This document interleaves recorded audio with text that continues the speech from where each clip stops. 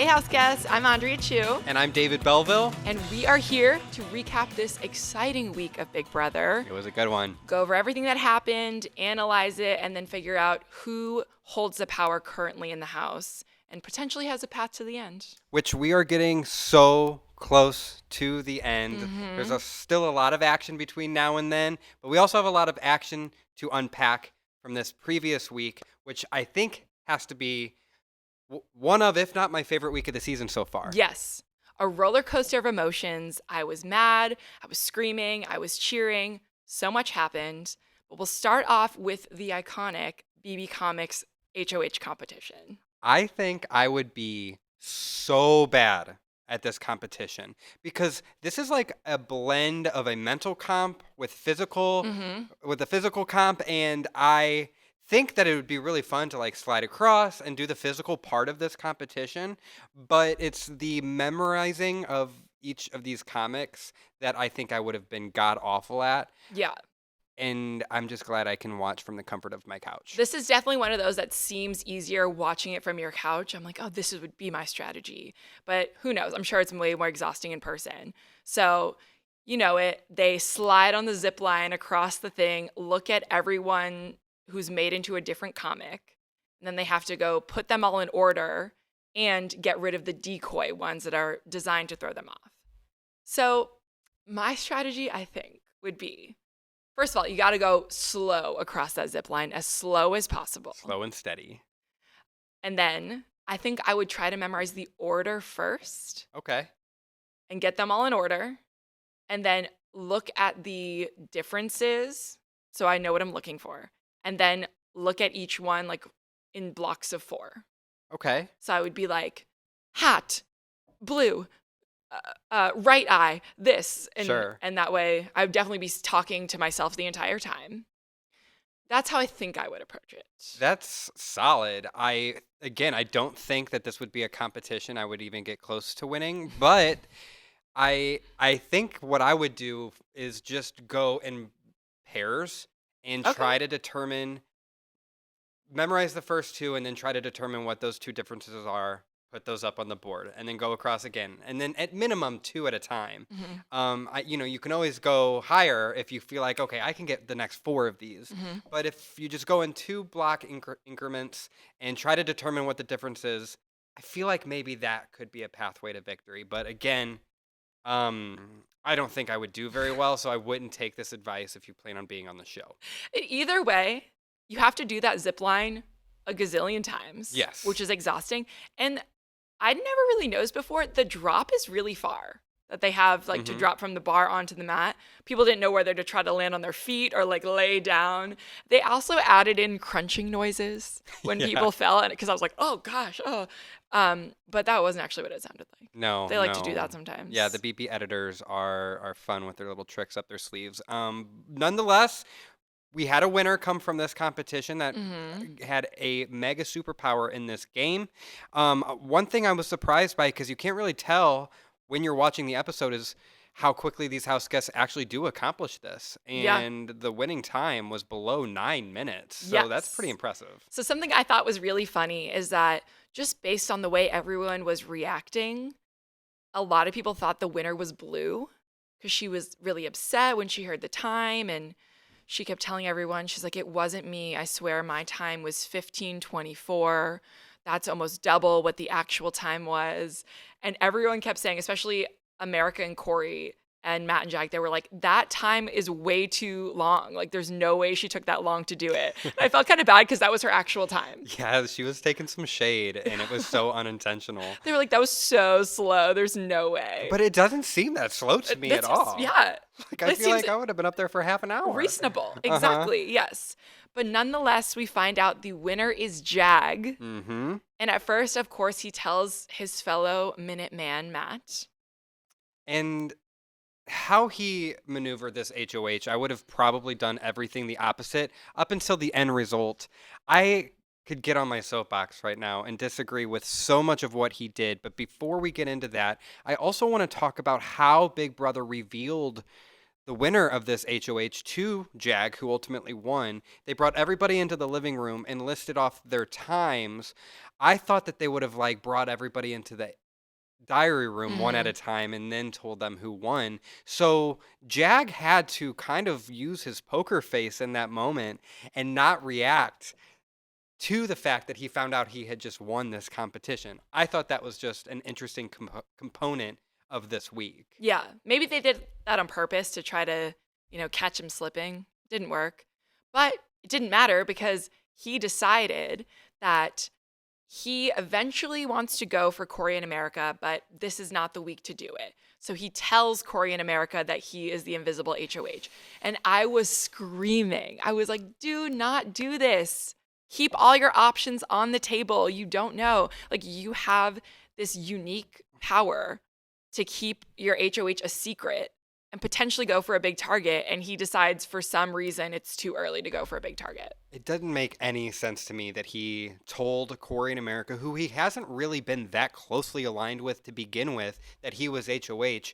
And even if they weren't the ultimate targets, why tell them at all? I thought it You was so dumb. have the opportunity to stay completely anonymous and get by this week completely unscathed with zero blood on your hands. We are in jury now, so Mhm. every move does matter. And he still tells them. I don't understand He it. literally had the perfect setup with Cory in America thinking that the HOH was Blue. Blue has been gunning for Cory this whole time. If Jag didn't say a word and put up Cory in America, they would have been like, oh, it was probably Blue. And he would have been, clean hands back here. But he decides to tell them, which was dumb, and then nominate Felicia and Blue. What? Felicia said it best. She was like, are you kidding me? Like, there's these huge targets in the house. These kids are afraid to play this game because this is the perfect opportunity to go for one of those big targets, and they're still afraid to do it. Yeah, it was, as she put it, a waste of a power to put up Mhm. Felicia, who's been a block star at this point. She's up on the block every week, it seems like. Mhm. And Blue, who, you know, isn't that terrible of a target, I suppose. But when we're getting this deep into the game, there are some larger dominoes that could fall. And so I'm with you. I was completely flabbergasted that he went with Felicia and Blue and decided to tell America and Cory. It just, nothing was adding up in the early goings of his HOH reign. It was on par with how everyone has been playing the game so far. Like how we discussed last week. They're playing a scared game, and this was a scared move. Mm-hmm. Jag's reasoning was that Cory and America are the only other duo in the house that people would go after, so they can kind of be a shield. But at this point, a shield against who? The numbers are dwindling. Yep. All the other house guests haven't really won all that much. So now is the time. Now Yeah. is the time to act. And it eventually did come down to Cory and America sitting next to each other on eviction night, but not before another twist was unleashed on this Mhm. house. The power of multiplicity, which increased the number of participants in the veto comp and doubled the vetoes to be 1 from 1 to 2. So there was a scenario that could play out that could take Felicia and Blue both off the block. And that's exactly what happened. But how it unfolded was wildly entertaining. It was Do you want so to talk entertaining. about that a little? Yes. So before they played the veto, a very crucial conversation happened, which was Blue decides that she is going to stay loyal to Jag and Matt, and she is going to tell them, she goes, Cory and America are trying to recruit me to go after you, just so you know. And that was enough for Jag to say, you know what? It is time to take out Cory and America. Yeah. So, we're still haven't played the veto yet. This is just a thought that entered his head. So they go to play, and it's kind of like a weird, like usually this is an HOH competition, Mm-hmm. but they did it as a veto, which is the one where they're holding onto the rope and standing on the little disc and spinning. I kind of think I'd be good at this. It would be a fun endurance comp. I would like to play that one. Yeah, I don't know. I don't get dizzy very easily. Like, I don't get motion sickness. Like, my strategy would be to stare at the rope in front of me. You got to do the elbow grip. Yes, Blue had that down. Yeah. And I was so impressed with her and Yeah. Jag. The two of them held on to those ropes for over 2 hours. That was a really inspiring performance by both of them. And as the time went on, you had some people intentionally fall. It wasn't their competition. They wanted to win. And it ended up with Blue and Jag both fighting for their lives here on this competition. Blue is literally fighting for her life, Yes. trying to pull herself off the block. And she knew it. But at this point in time, not everybody knows that Jag is the HOH, even though he did decide to tell some people. And so the fact that it was them two left for so long, I was starting to wonder, are others going to catch on that Jag is the HOH here? Well, the funny thing was that Cory and America knew Jag was the HOH. And they kind of thought, well, Jag didn't already nominate me. And he told me that he was the HOH. So we don't have to try that hard in this competition. And that ended up working out in his favor because Cory and America were like, I'm dizzy, I'm nauseous, hanging on to this, spinning in a circle. I'm just going to drop because I'm not in danger this week. Yeah. Also, it was kind of funny watching some of them fall. Like, they would hit that like robot fist and fall. And Matt got like rocked. Yeah, did you see him? Like he hit that fist and he didn't just slip off. He like flew. Yeah, he got plummeted down to the ground. A couple of points there. It goes to show how important putting your all-out effort is no matter what. You can never be too comfortable in the BB house, and that's exactly where Cory and America found themselves, far too comfortable. Yep. Granted, I mean, the way the situation was playing out, I can understand why they were feeling that way. I wouldn't feel in danger, too, if the secret HOH revealed themselves to me. However, America, having that conversation with Blue, telling Blue that Matt and Jag were quote-unquote going after her, was the downfall of her game. She had an opportunity to coast through this week, and instead she played too hard and eventually found herself on the block next to her showmance. So Jag wins the first veto. Blue eventually falls at the end, but she had like an incredible performance. Yes. So Jag wins veto number 1. The second veto they played right afterwards, which was Jag had to hold on to a bar and kind of spin slowly in a circle for as long as he could after just doing that other competition. And all the other house guests had to write down a time in seconds of how long they thought he was going to hold on. Bowie Jane's was like 500 something. Like she was like, I had faith in him. Yeah, she's not good with these number guesses. No. Suri intentionally wrote down a very high number because she didn't want to have to choose between pulling one of her closest allies off the block. Yeah. So she threw it. Felicia, I don't know why she threw it. Or I don't know if she threw it. Maybe that's what she really thought. Her guess and Suri's guess were pretty 600 almost, seconds. Yeah, almost exactly the same. Yeah.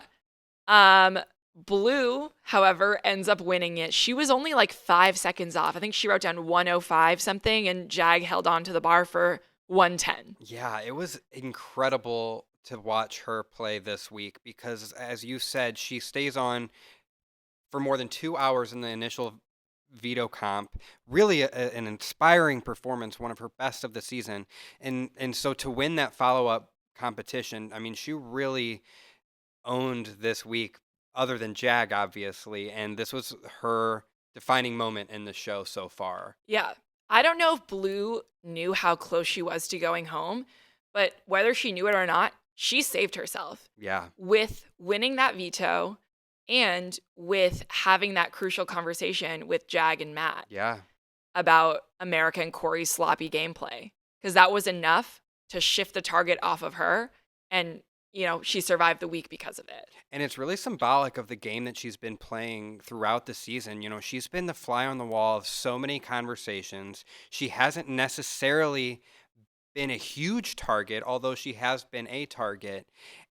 But she's had enough information in her back pocket throughout the season that she's been able to manipulate conversations and whoever's holding power enough to keep her from going home. And this was just a masterful week.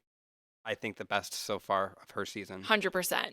And because Suri and Felicia made those horrible, overinflated guesses, they both got punishments, superhero kind of themed punishments. Felicia's was to be in solitary confinement for 24 hours. This would be so hard for me, as it was for her. Yeah. She cleaned that whole bedroom. She talked to herself. She sat down. She stood up. Boring. I'm not sure what else you can really do. There's nothing. I decided that maybe with that time, what I would do was, you know how later in the game they have those competitions where you have to know like what day things happened in the house? Mm-hmm. I think I would just take that time while I was alone, because you're never really alone other than that, to be like, day 1, this happened. Day 10, this happened, just to kind of study. Yeah, there's really nothing else you can do. Talk about using your time wisely. Mm-hmm. Although being trapped in such close quarters with people for so long, I think I would enjoy the solitude for a while. Maybe not 24 hours. I would kind of lose my mind. That is a long time. But for a little while, I think I would enjoy just some peace and quiet in my own David zone. Yeah. But 24 hours, that's too long, especially because you can't strategize. And she was on the block. So like she couldn't even campaign for herself. It was a bad time to punish her. Yeah, it was rough. And then Suri had to do this dumb thing, which was that every time Big Brother said so, she had to go change into this like superhero costume and just do whatever the command was. So there was one where she had to like roll around in the backyard, walk a bunch of laps in the backyard. 2 hours in the pool. So stupid. She was not having it too. A lot of people really lean into these punishments. You could tell, did not like this punishment from the get-go. This is a Survivor legend who is being made a fool of by Big Brother. She was like wearing a spandex suit rolling around in the grass. Yes. I mean, I think Cory said it best, how far the mighty have fallen. Truly. I know. And it was actually like really breaking her spirit. She was like, Jared's gone. Izzy's gone. I'm doing this dumb thing. Like she had it by the end of that. Yeah, I mean, and she is a veteran when it comes to being psychologically tested. I mean, Survivor is nothing but a game of psychological testing. Yeah. And she, I think you just said it very well. She had her spirits broken. Yes. And you could just tell that this was not something she was thrilled about. But then a very important conversation happened. A change of heart for Jag. And this is where I was like, yes, here we go. He's not afraid to make a move. He woke up and he redeemed himself. Yes. And he decided, I'm just going to go ahead and tell everyone that I'm the HOH and tell them that my plan is to nominate Cory and America. And of course, everyone was thrilled with that. They were like, yep, cool. They're targets. Get them out. Take me down. Get them out. So it's kind of like Jag wasted the power of invisibility because he ended up telling every single person that he was the HOH. If he had thought, a little more critically at the beginning of the week, he maybe wouldn't have told Cory and America and it would have been better. But nonetheless, he figured, do I nominate one of them? Do I nominate both of them? I'm going to get blood on my hands either way. I'm just going to go ahead and nominate both of them. And I was like, yes, let's go. Like, let's just attack it head on. Yeah, it was the biggest power move that Jag has made all season. However, I can't get over the fact that it's going to have a blemish on his record, in my opinion, because so much of like how I would vote as a drawer for the winner also has to do with how you navigated some of these moves and how you used your power. For example, Bowie Jane has had very, very little power in this house, but she used what power she had to get out a massive target. That's true. In Cameron. In this case, Jag had a lot of power, and he also won a veto. I mean, this was a great week for Jag's resume, but how he navigated the week is, again, going to be a blemish on his record, in my opinion, because he had no business telling anyone, other than maybe Matt, that he won this power. And he ended up putting half the freaking house on the block this week by a double back door. Yeah. Taking Felicia in blue off, putting Comerica on. That's 4 people he had to nominate in a single week, and everybody knows it was him, and yet he had an opportunity to be completely anonymous. It was very poorly executed, even though the end result was a good one. It was a little sloppy. It was. But this veto ceremony was very entertaining. Best one in a long time. Yes, usually people kind of have an idea if they're going up, but when Blue took herself off and Jag didn't say so. It was like in secret. He said so. So the Big Brother announcer said, America, you're the replacement nominee. She was shocked. She was like, and she went and sat up there. And then not as shocked was Cory, who kind of just always assumes that he's a target, rightfully so. It's America and Cory on the block. America literally started crying. She went through, if you just watch her face throughout the time that Blue came off the block and the time that Cory was also put up on the block, she's going through every stage of grief. I mean, she's going from shocked to, you can start to see the wheels turning in her head, and she starts to get angry, and then she gets sad and she cries. I mean, it was the best blindside, Yep. not only of this season, but one of the best blindsides I have ever seen. She was genuinely the definition of blindsided. Yes, and she was pissed about it. Oh yeah. She was pissed. Yeah. She went right for Jag. She was like, "What the F? Why would you do this? I was not coming for you," even though that's a lie. Yeah. She kind of just got what was coming for her. Right. I mean, nobody's innocent in the Big Brother house, hardly ever. And she was by no means innocent. She was literally going to target Matt and Jag. Yeah. They just got to her first. So it was really just the shock factor that she had any reason to be this upset about She it. was so Otherwise, the cards fell exactly how they should have. Yeah, and then she also confronted Blue because she knew that that was sort of the domino effect of what landed her on the block. And she was like, "Blue, what the heck? Like, I thought we were working together and you ratted me out." And I was proud of Blue. She stood her ground. She was Yeah. like, "Listen, I'm just doing the moves that I need to do. I'm sorry that it was at your expense, but it was either me or you." Yeah. And Blue chose to save herself that week. And I was Smart. like, let's go. That was the first good move I've seen her make this entire game. Yeah, no, it again, Blue, it was a masterful week for her. And other than how Jag navigated it, he really had some crucial wins this week for his resume. And so now we're coming down to the end. A big target is out of the house in Cory. And so where do things go from here? I know. I do have to say, though, the eviction was really funny. Like, both Cory and America gave really funny speeches. The whole house was in a silly, goofy mood, which made me feel good. Because, you never want people to leave angry. They were both in good spirits. They knew whatever happens, happens.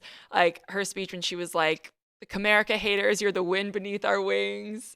And then when she went to Matt and Jag, she was like, "It's not gameplay, it's personal." I thought that was hilarious. Cory's speech was really funny too. He was like, "Stevie, daddy's coming home," like making fun of Cameron. Yeah. I thought they both left like in good spirits. Yeah. They knew, especially Cory knew his time had come. So with a big target out of the house in Cory, do we think that America is maybe going to try to step up and go for Matt and Jag? Someone has to target them at some point. Yeah. I think that's where we're heading is who's going to be the first to target Matt and Jag. If Matt ends up winning power this coming week, then they might end up just running it to the end. Yeah. But if Bowie, if America, if Felicia or Sari or Blue, any one of these people end up getting power, Yeah. I think that Matt and Jag better watch their back. They're definitely the biggest targets, but they're also the kind of only competition winners here. We've had, Felicia won an HOH, Bowie won an HOH, Blue has won a veto, but other than that, Matt and Jag have been dominating most of these competitions. So if neither of them wins next week, they're definitely in trouble. But they honestly have a good chance of winning the HOH, especially because Jag can play again. Yeah, that's a good point. If either one of them wins, I think that they are just sailing to the end, the two of them. But I want to see Sari. Again, I said this last week. I want to see Sari win an HOH. She needs it. And then she'll definitely put the two of them up. If she wants to have a chance at the end, because she does have a good shot of making it to finale night, she has to win a comp between now and then. So, these next few weeks are crucial for her game. It's going to be up to Matt and Jag to save themselves and keep themselves off of the block. Yep. And then between Blue, Felicia, and Bowie, who really knows? I'm really excited to see how it plays out because at this point, there is no choice but to make a move. No one can make a weak move really anymore in this house. Someone's got to make a move and take out a big target. And we will be here to discuss it. And it's double eviction Yes. week this week, right? Yep. If I remember Julie Chen Moonves yes. correctly. Yeah, she said so. This You were week. listening. Okay, good.